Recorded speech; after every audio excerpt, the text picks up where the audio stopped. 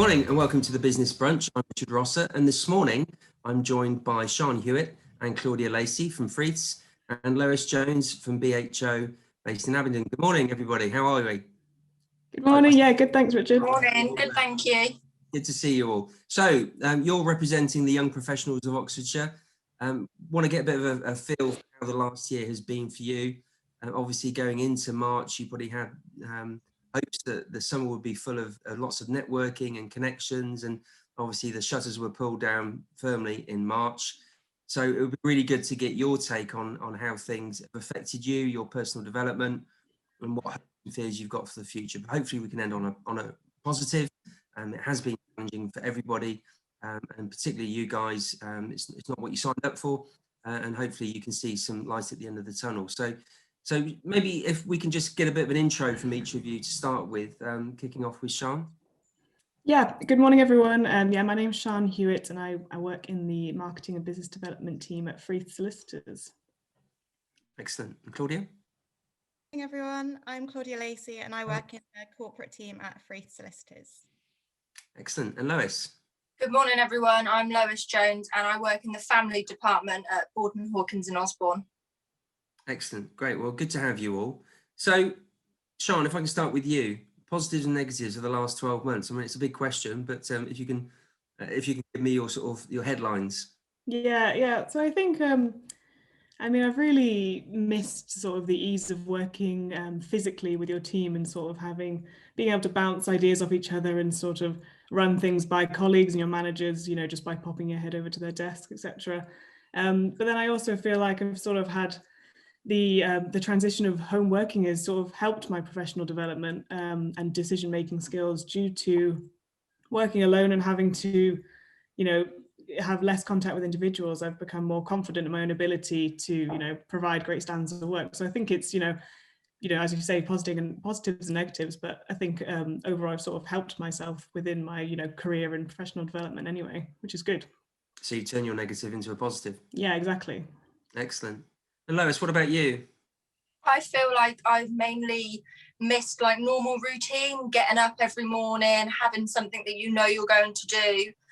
So missing that normal sort of routine, 9 o'clock, everybody's in the office and seeing them. But however, I feel like it's kind of actually made me work more hard, if that makes sense, because we've not had the distractions of the office, because although it's lovely to talk to everybody, it's actually really nice to be able to just, when you're really busy, just be able to do the work and not have any distractions. So I feel like that's really helped me.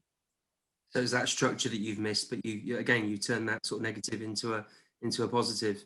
I think there was I can't remember what the exact figure was, but in my dim and distant memory, I remember back last April, there was a figure knocking around about the actual productive hours of the average employee in work during a 9-to-5 day.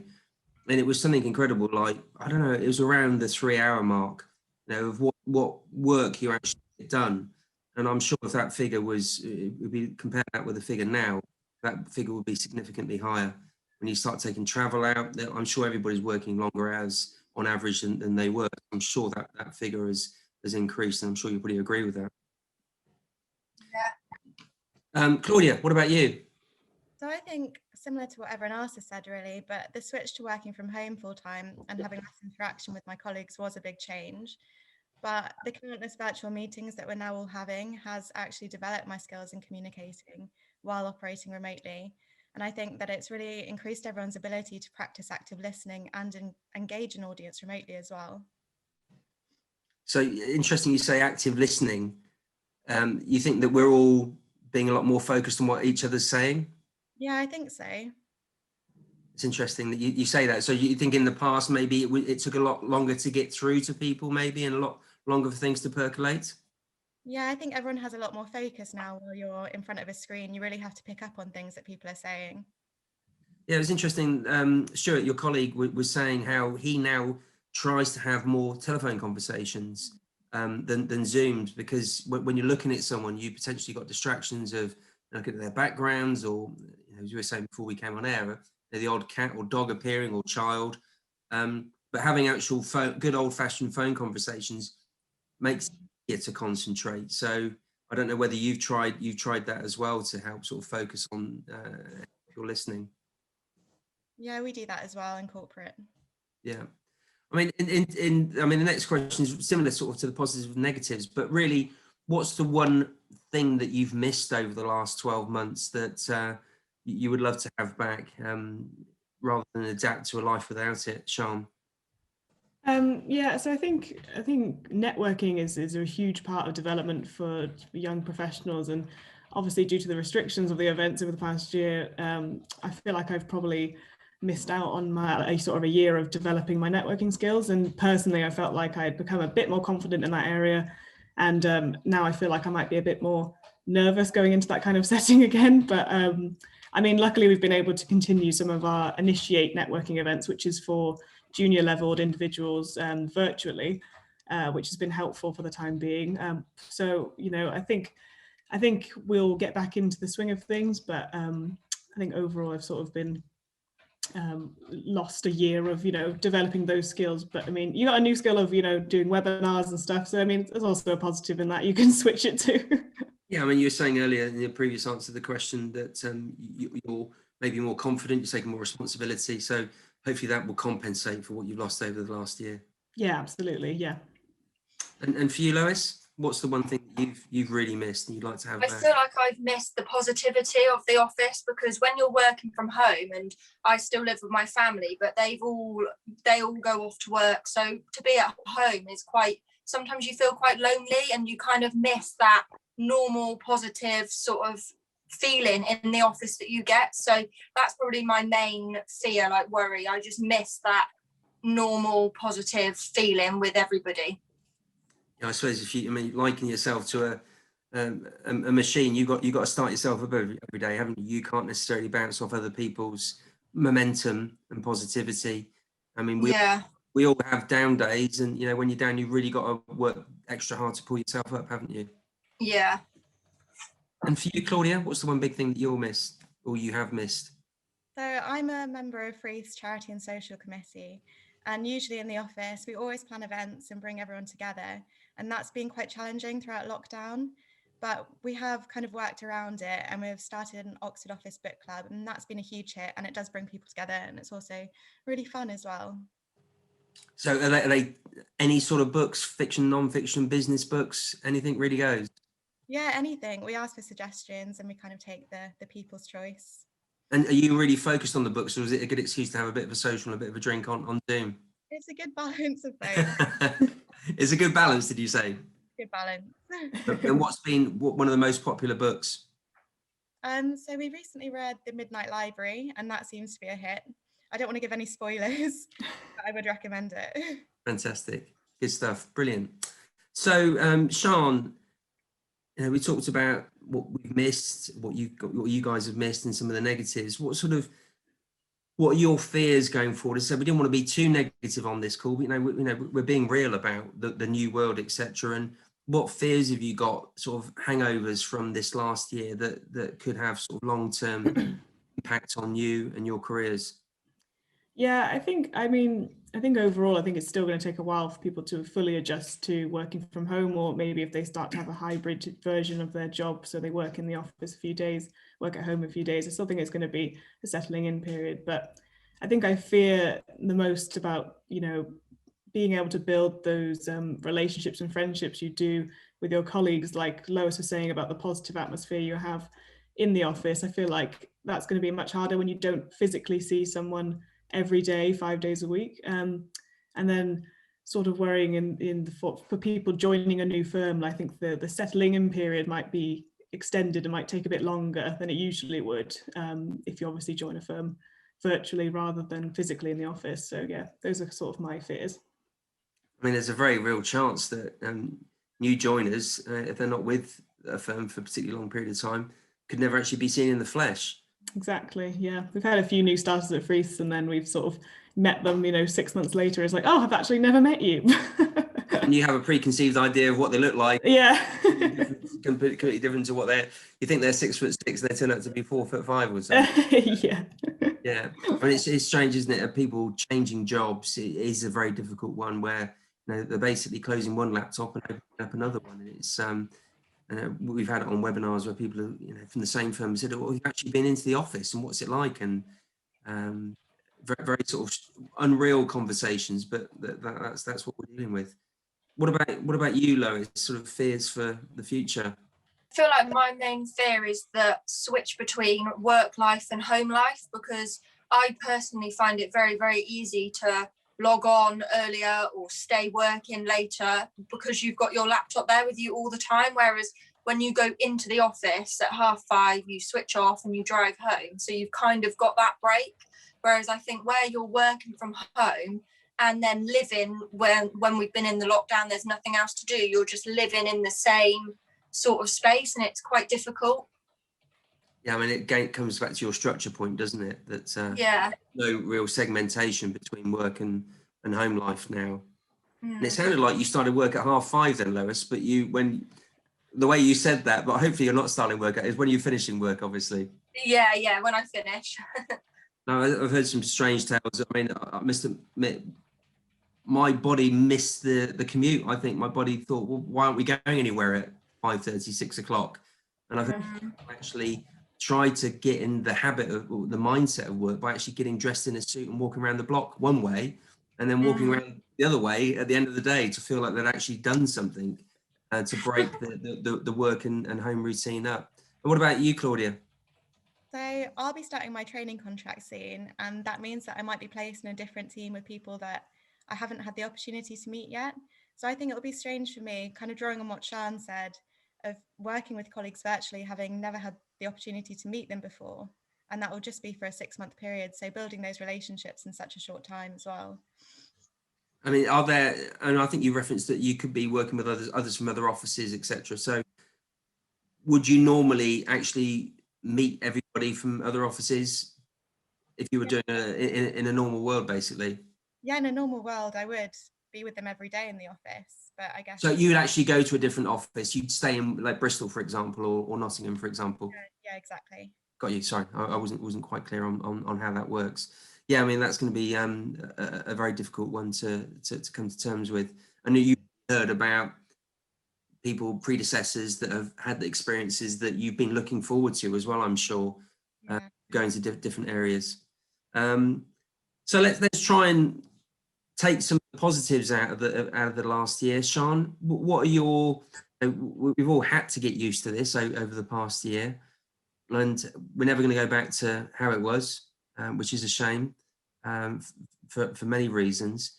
But what are the positives that you can draw out of this last 12 months? I mean, I'm generally really excited for the future, to be honest, and sort of I believe this new way of working is going to be ultimately provide a better work-life balance for many young professionals. And I also think it creates a lot more opportunities for young professionals to find work, as you don't necessarily have to now work, within a certain distance of an office to be able to work there. You can, if you're only working there 2 or 3 days a week, you could, work in an office that's a couple of hours away and only have to commute twice a week or something like that. So I think it's going to open up tons of opportunities for people, which is, I think, is really positive, and I'm quite excited for the future, to be honest. Excellent. Good. Lois?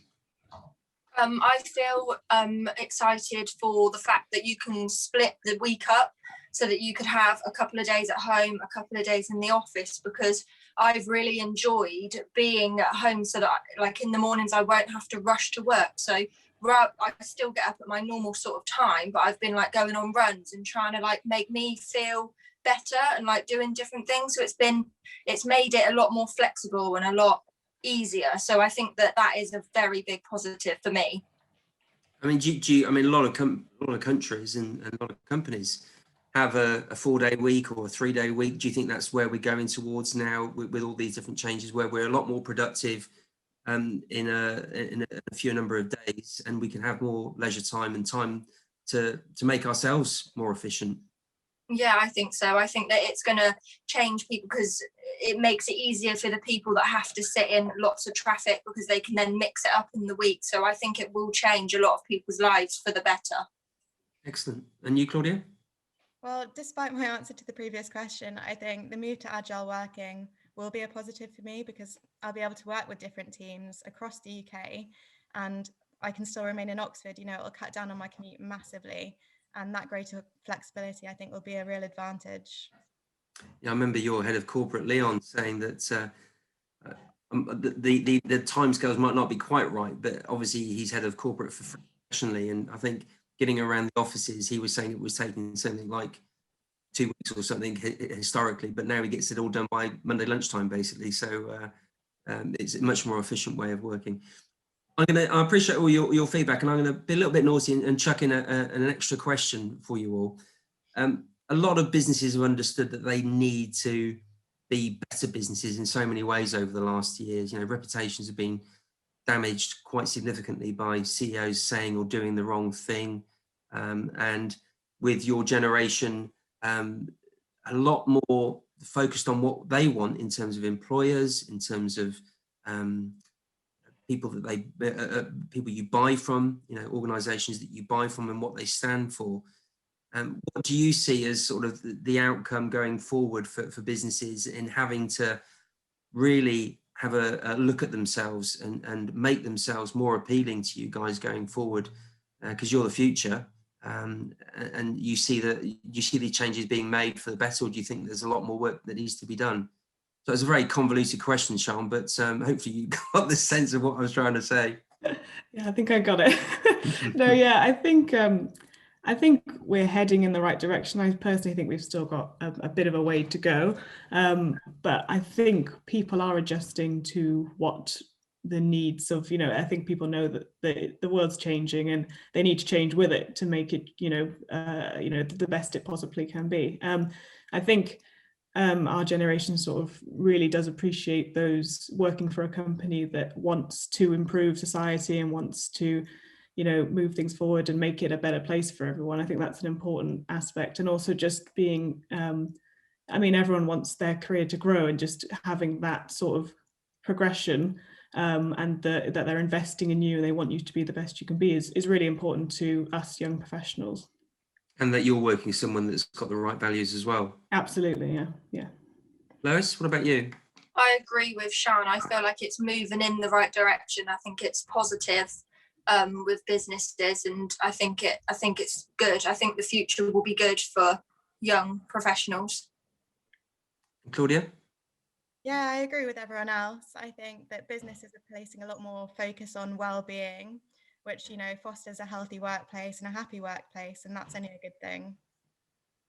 Okay, I appreciate your answers, and it all sounds the business is taking note and is generally moving in the right direction, which can only be a good thing. And so hopefully there's, although there's been a lot of pain and challenges and heartache over the last year, this last 12 months will have been a good thing for all of us, you know, a bit of a reboot, I suppose, and a way for all of us to change the way we think. Fast forward to my age, I'm 53. So when you guys get to 53 and you might have families, you might children that are on the verge of having children. Okay, let's fast forward to your 60s. What's the question you're going to be asked by your grandchildren? You know, what was it like during the pandemic? What sort of conversation do you think that will be, Sian? I think that'll be it's a very interesting conversation. I feel like it's going to be in those, you know, sort of history textbooks where it's like, what happened in the pandemic, that kind of thing, and I'm going to be like, I was there, which is a very weird thought to even think about. But I think they're going to I think it's probably going to be the turning point. I think it's probably what we're going to say, isn't it? It was, like you said, it's a reboot. I feel like everyone's stopped, especially in sort of our legal profession. I feel like in terms of marketing and business development, we've stopped and taken a step back and looked at what, you know, we don't have to do the traditional methods that we've been doing this whole time. We can sort of develop and try these new things, and it's exciting. So yeah, I'm really looking forward to it. But I think it'll be a very odd conversation with my future grandchildren, which sounds really weird. There you go. I've scared the life out of you now. I know. Lois? I think the conversation will have, I think it will have highs and lows, but I think the main thing is that everybody in this pandemic, this whole year, has come together and really supported and helped each other. And I think that's such a positive thought to take away from what has happened this year. And hopefully build on for the better. Yeah. Excellent. And Claudia? Yep, I agree with the others, really. I think it will be interesting discussing what it was like before COVID, because I think working from home will be part of the day-to-day routine in the future. And I think discussing what life was like before all of this will be the real interesting point. Excellent. Brilliant. Sorry, what I should have done was mix up the order of questions because poor Claudia is just having to sort of agree with a lot of the points everybody else has made. So one real positive for each of you. I've said last question, this is the third time, but this is definitely the last question. One big highlight for you over the last year that you'll forever remember into your grandchildren's days, Claudia. It seems a bizarre thing to say, but one big highlight for you over the last 12 months. Over the last 12 months, I got my training contract awarded to me in April, so I think that's the highlight of my year. Excellent. So that was a real big boost for you early in lockdown. Excellent. Sian? I mean, yeah, similar to Claudia, I've sort of halfway through my CIM marketing qualification, so I'm sort of looking forward to hopefully passing that and getting that. You're so focused. I thought you were going to say Sir Tom or NHS clapping, but it's you know that Sarah and Leon are watching, so that's good that you're Brilliant. And Lois, what about you? What, either personally or professionally, a real big highlight of the last 12 months? I feel like I've progressed within myself a lot. I feel like with work, with just life in general, I feel very, very positive. And I feel like as a family, we've become very, very close because we've had to live together all day, every day for the last year. But I think that it has been a positive. I think it's been a real positive. What a great note to end on. Thank you very much for joining us, Claudia, Sian and Lois. We wish you well with your future careers. Keep in touch, and we hopefully will see you in the flesh in the not too distant future. Thanks, Richard. Thanks, everybody. Thank you.